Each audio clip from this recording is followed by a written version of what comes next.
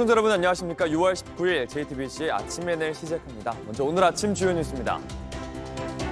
이재명 대통령이 캐나다에서 열린 G7 정상회의를 마치고 오늘 새벽 귀국했습니다.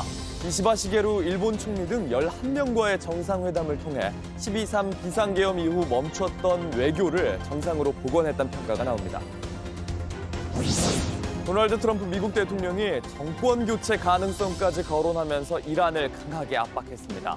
동시에 핵 협상 가능성도 열어두었는데 이란은 강요에 굴복하지 않겠다며 강한 항전 의지를 보였습니다.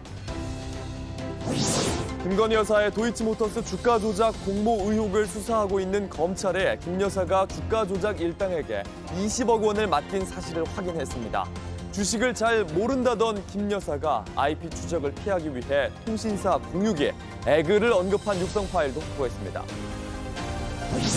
프로야구 LG가 NC에 끝내기 승리를 기록하면서 선두 한화와의 승차를 반게임으로 좁혔습니다.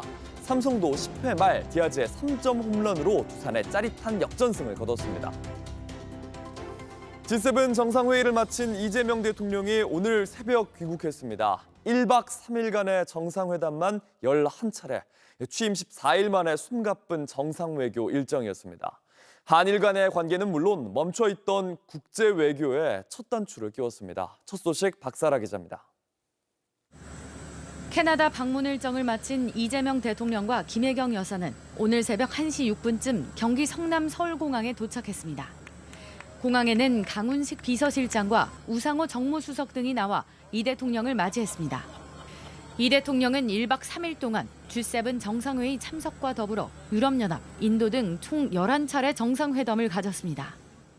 특히 이시바 시게루 일본 총리와 한일 정상회담을 가지며 한일 협력과 한미일 공조를 약속했습니다.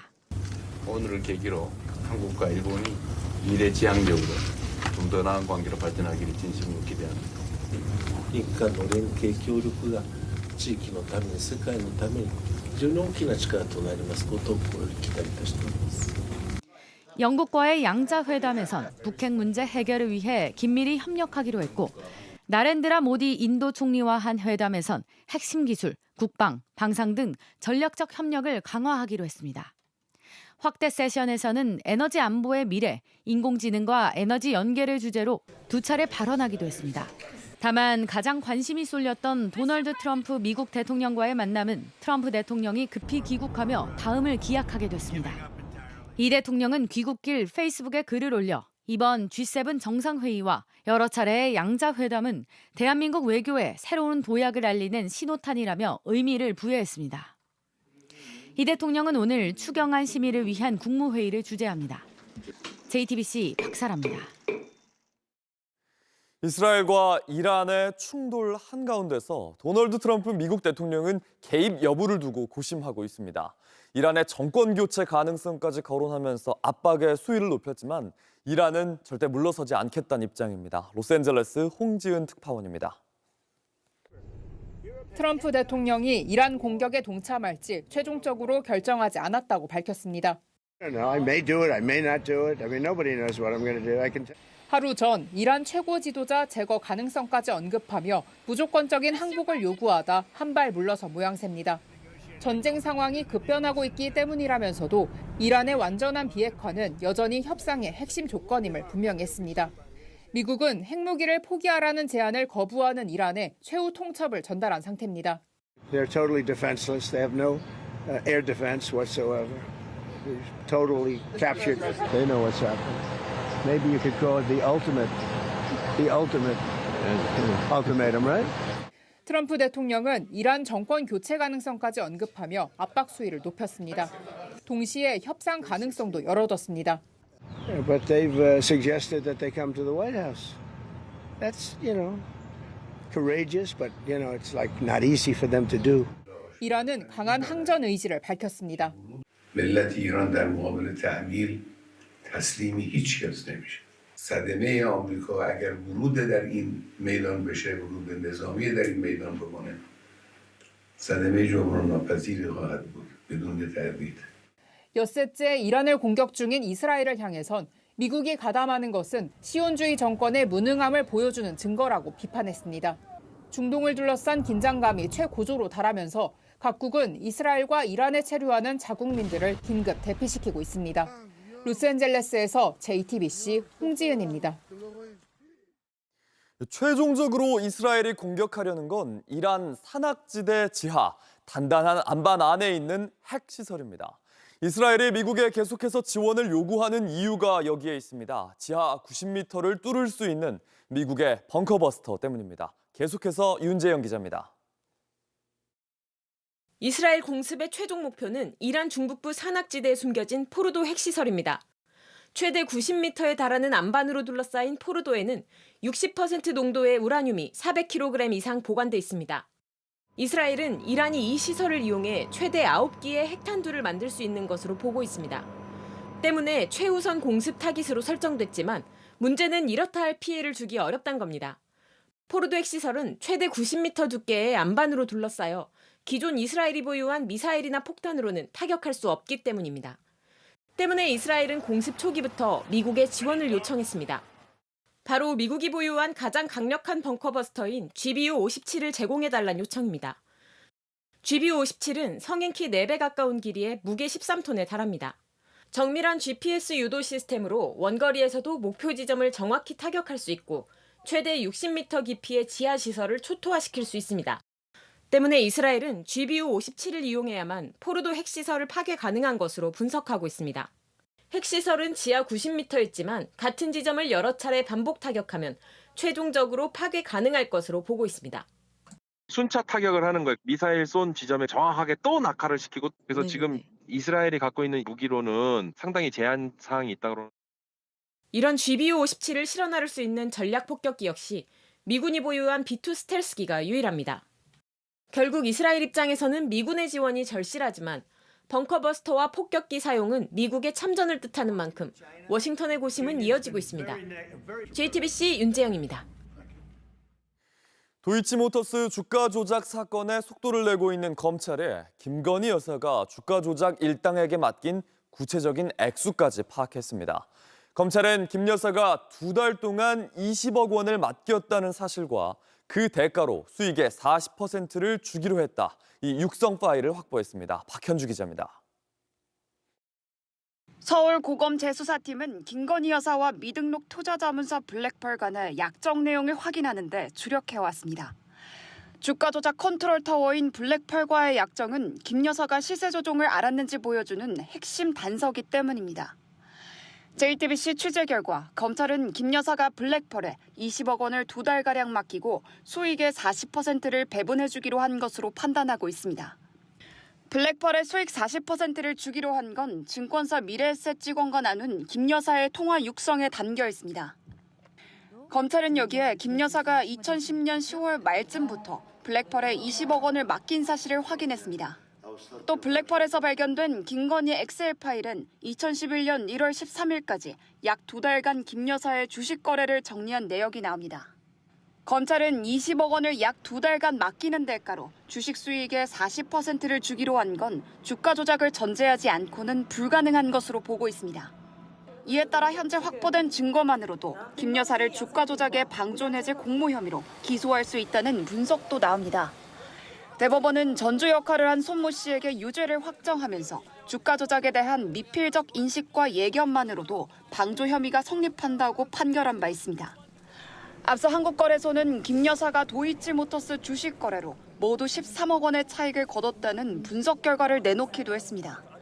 JTBC 박현주입니다.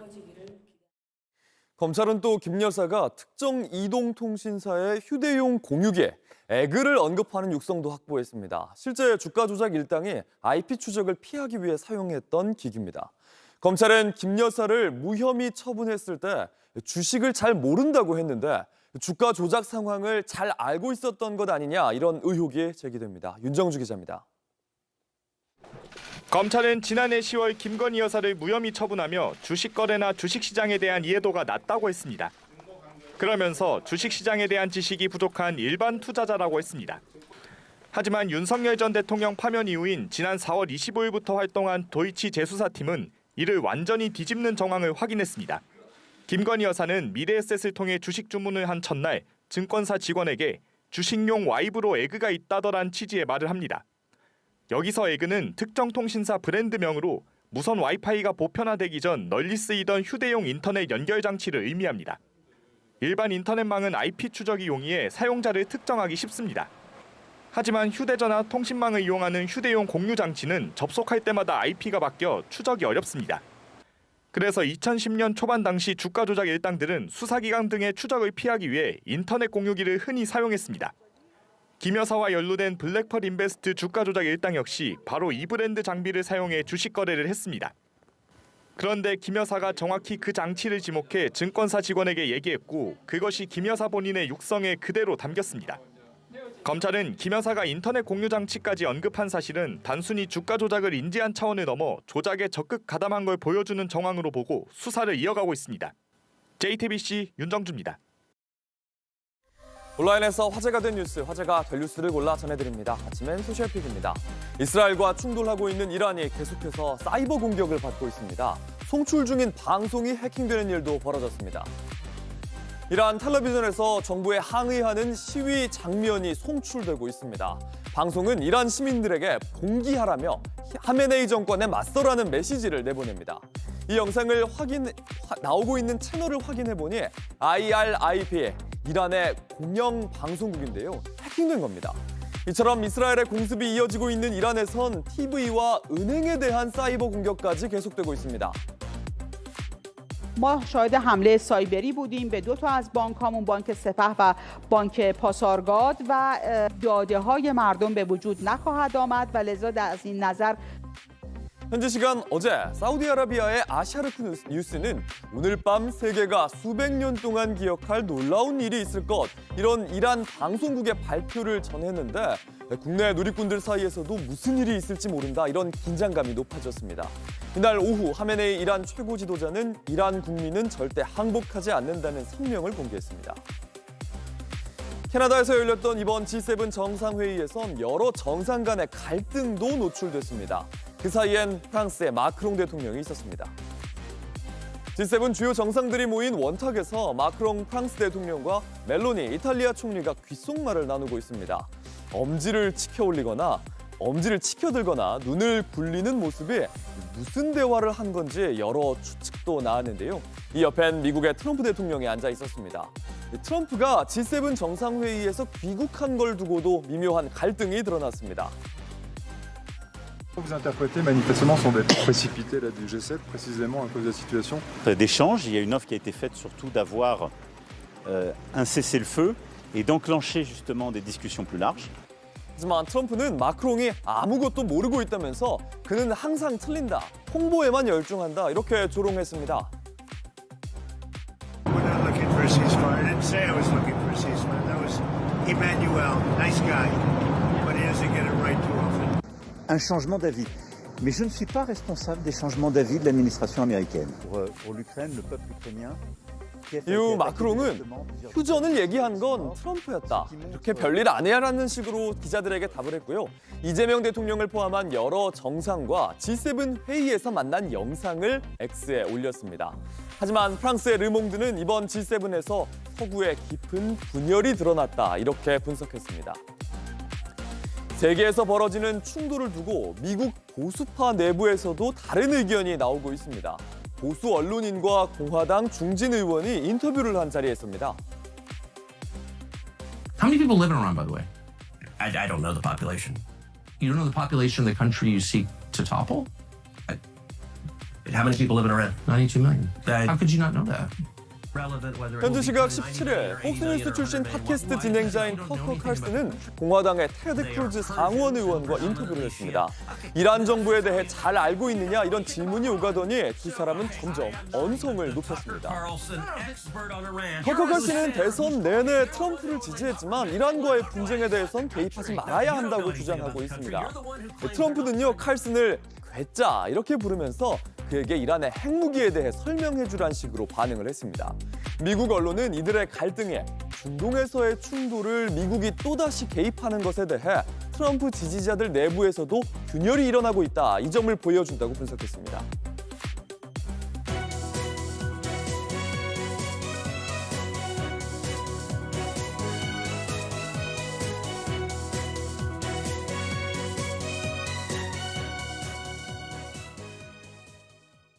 미국 연방준비제도가 4번 연속으로 기준금리를 동결했습니다. 트럼프 대통령은 파월 의장에 대해 바보 같다 이렇게 말하면서 금리 인하를 압박했지만 연준은 금리를 인하하기에는 여전히 미국 경제의 불확실성이 높다고 봤습니다. 윤정식 기자입니다. 미국 중앙은행 연방준비제도가 기준금리를 현 수준인 4.25에서 4.5%를 유지하기로 결정했습니다. Today, the Federal Open Market Committee decided to leave our policy interest rate unchanged.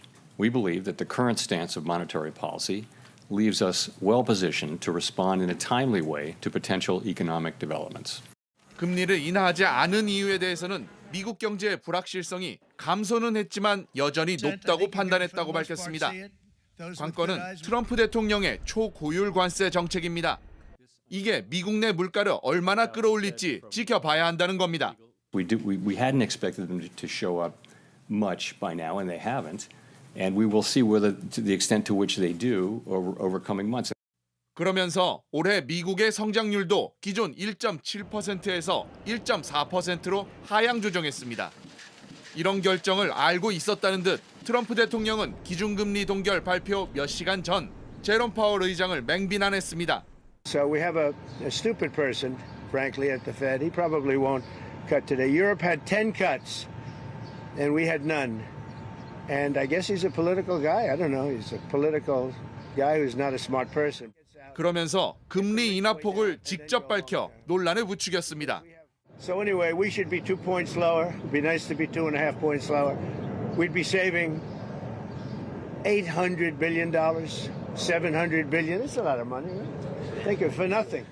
연준은 올해 연말까지는 기준금리를 인하할 걸로 시사했는데 실제 이렇게 할지는 관세 정책의 여파가 어떨지에 달렸다는 평가가 나옵니다. JTBC 윤정식입니다.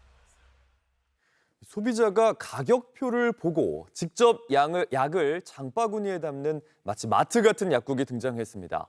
소비자들은 저렴한 가격을 반기지만 약사업계는 약의 오남용을 우려합니다. 성화성 기자입니다. 손님들이 카트 장바구니에 가득 담는 건 각종 일반 의약품과 건강기능식품입니다. 평일 오후인데도 계산대엔 길게 줄이 이어졌습니다. 이것도 필요하다, 저것도 필요하다 이제 생각이 나면서 이것저것 고르다 보니까 많이 사게 되긴 했는데. 국내 처음으로 문을 연 창고형 약국입니다. 상주하는 약사들은 손님들의 복약 상담을 이어갑니다. 하나씩 하루 3번씩 드시면 돼요. 성분은 다 비슷해가지고서. 제품마다 가격표가 붙어 있어 자유롭게 비교도 가능합니다. 가격이 일단 싸고 살 게 많아서 좋죠. 여행 갈 땐 꼭 들릴 것 같고요. 살 게 많은데 여기는 다 구비돼 있으니까. 다만 모든 품목이 저렴한 건 아닙니다. 진통제, 소화제 가격은 일반 약국보다 저렴한 편인데 반면 상처에 붙이는 밴드는 온라인 쇼핑몰보다 비쌉니다. 또 처방전이 필요한 전문 의약품은 현재 취급하지 않습니다. 하지만 초대형 약국이 생기면서 인근의 동네 약국들은 긴장할 수밖에 없습니다. 백수가 많기 때문에 그런 느낌이 되는 게 아닌데 가격을 같이 저희는 맞출 수가 없어서 사실 되는 상황이 없어서. 주변 약국뿐 아니라 약사업계도 전반적으로 반발하고 있습니다. 전국에 우후죽순 생길 수 있다는 겁니다. 경기도 약사회 관계자는 약을 쇼핑하듯 사게 되면 결국 오남용이 우려된다고 주장했습니다. 앞서 편의점에서 상비약을, 다이소에서 건강기능식품을 판매하는 걸 둘러싸고도 일부 약사들의 반발이 컸습니다. 새로운 형태의 약국이 등장하면서 소비자의 선택권을 넓혀야 한다는 목소리와 동네 약국의 생존권이 위협받는다는 주장이 맞서고 있습니다. JTBC 성화선입니다. 야구는 끝날 때까지 끝난 게 아니다. 이 말을 LG가 경기로 보여줬습니다. NC와의 혈투 끝에 9회 말 끝내기 땅볼로 승리를 거두면서 선두 한화와의 승차를 반경기로 좁혔습니다. 최하위 키움은 하영민의 호투를 앞세워서 SSG를 제압했고 6연패에서 벗어났습니다. 이재승 기자입니다. 9회 말 8대8로 팽팽히 맞선 상황. 경기를 끝낸 건 대타로 나선 LG 송찬이였습니다. 송찬이는 땅볼 타점을 올리며 팀 승리를 이끌었습니다. LG 선발 요니 치리노스가 4.2이닝 동안 11피안타 6실점으로 고전했지만 타선의 집중력이 이를 만회했습니다. 전역 후 복귀전을 치른 이정용을 비롯해 5명의 불펜 투수도 남은 이닝을 2실점으로 막으며 승리를 도왔습니다. 일단 첫 등판임에도 불구하고 정신없는 하루를 보낸 것 같은데 1점 차 승부여서 좀 더 집중하려고 했던 것 같습니다. 2연패에서 탈출한 LG는 시즌 41승째를 거두며 롯데에 패한 선두 한화와의 격차를 다시 반경기로 좁혔습니다. 롯데는 신인 포수 박재엽의 홈런포에 힘입어 선두 한화에 6대3으로 승리했습니다. 3위 롯데는 2연패에서 벗어났고 1위 한화는 5연승에 제동이 걸렸습니다. 서울 고척에선 최하위 키움이 극적으로 6연패에서 벗어났습니다. 선발 투수 하영민이 SSG를 상대로 안타 9개를 맞고도 1실점으로 버텨내며 팀을 구했습니다. 연패 끊을 수 있어서 기분 좋고요. 또 승할 수 있어서 역시 이기는 게 좋은 것 같습니다. 삼성은 외국인 타자 디아즈가 연장 10회에 끝내기 3점포를 터뜨리는 등 멀티 홈런을 쏘아올리며 두산에 짜릿한 역전승을 신고했습니다. 광주에선 기아가 KT를 상대로 5대3 승리를 거두며 4연승을 질주했습니다. JTBC 이재승입니다. 날씨입니다. 오늘도 낮 동안 무더위가 계속되겠습니다. 낮 최고 기온은 서울이 33도, 청주 34도 등으로 어제보다 조금 더 높겠습니다. 오후엔 남부지방을 시작으로 밤에는 전국에 장맛비가 내리겠는데요. 모레까지 최대 100mm가 넘는 많은 비가 쏟아지겠습니다.